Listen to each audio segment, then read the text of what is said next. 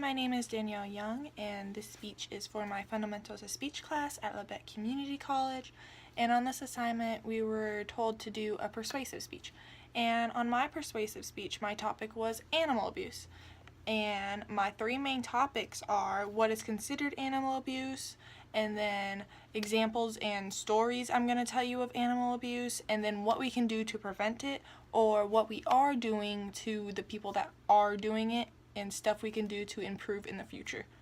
So, what's animal abuse? Animal abuse is infliction by omission or animal neglect, or by commission of humans of suffering or harm upon any non-human. And the most common animals that get abused are dogs, cats, horses, and livestock. So it's not just normal household pets, like such things as cows can get abused also. And then who does it? Multiple people do it, believe it or not. It's just not as widely known as like some other major topics. But international cruelty to animals, they are strongly coordinated with other crimes. So the people that do like neglect or abuse their animals, they are more known to do the same thing to their kids, their spouses. They just aren't that good. But predominantly men under 30 and women over 60 do have an animal hoarding problem. And then that just means they have more animals that they can care for. So they have like, say, 12 dogs living in a house. They can't feed them all. They can't give them all attention. They can't play with them all. So they're just suffering, basically. And then people who do this are in need of help of social services or mental health services. And then domestic violence and child abuse causes a staggering number of animals are targeted by these who abuse their children or spouses. So just as I said before, the people that do this also tend to neglect or harm their spouses or children. So it's just like a chain reaction.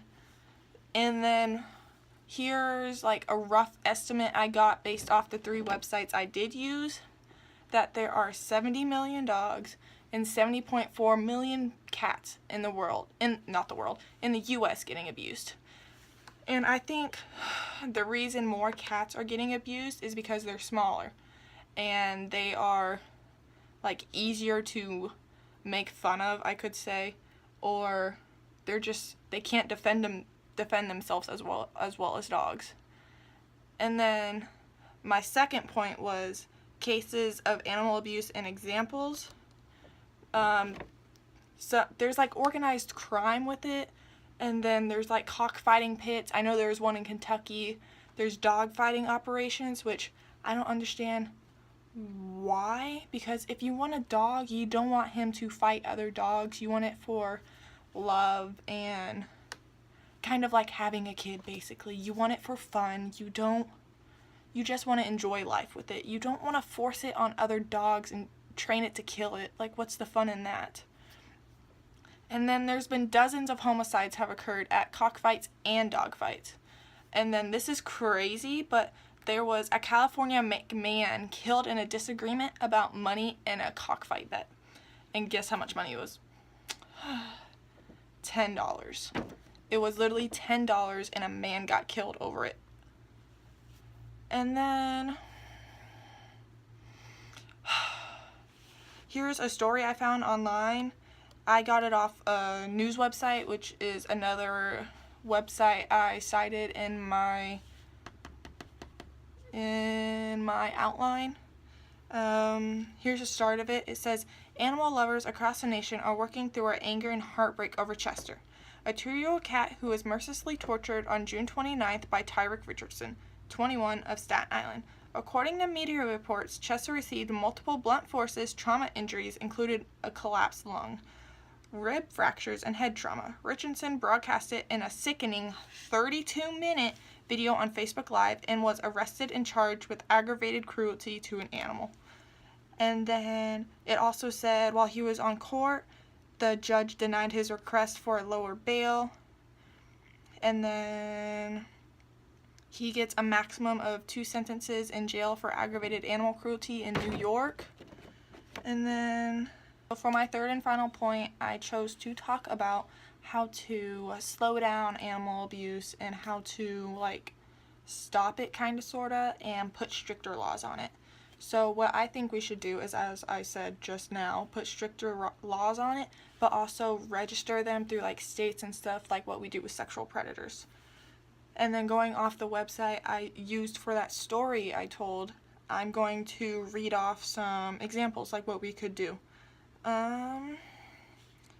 They said strengthen laws to provide harsher penalties, mandate police officers and prosecutors receiving training to identify and investigate animal abuse, require animal cruelty offenders to register with the state, as I said earlier, so they can no longer purchase, adopt, or work near animals, which I think that's honestly a great idea, because if you abuse an animal once, it's kind of obvious you're probably gonna do it again, just like numerous other examples.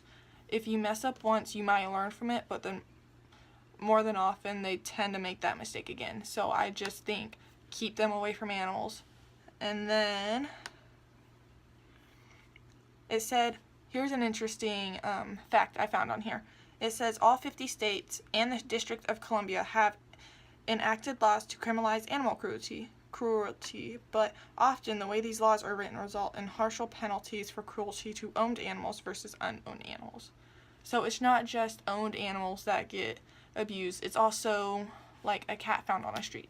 I'm pretty sure they get abused because there's oncomers, they see a poor little cat walking, super skinny, all raggedy looking. I know city slickers just tend to kick them out of the way. Like, I wouldn't do that, and I'm from a city. I would feel so bad for the cat, but it's also just because I'm a big animal lover and I care about animals a lot. So that's just some of my opinions on animal abuse, and I think that there should be harsher laws and punishment for animal cruelty in the future and now currently. Like, it just needs to stop if we can get it to stop, because that would be great.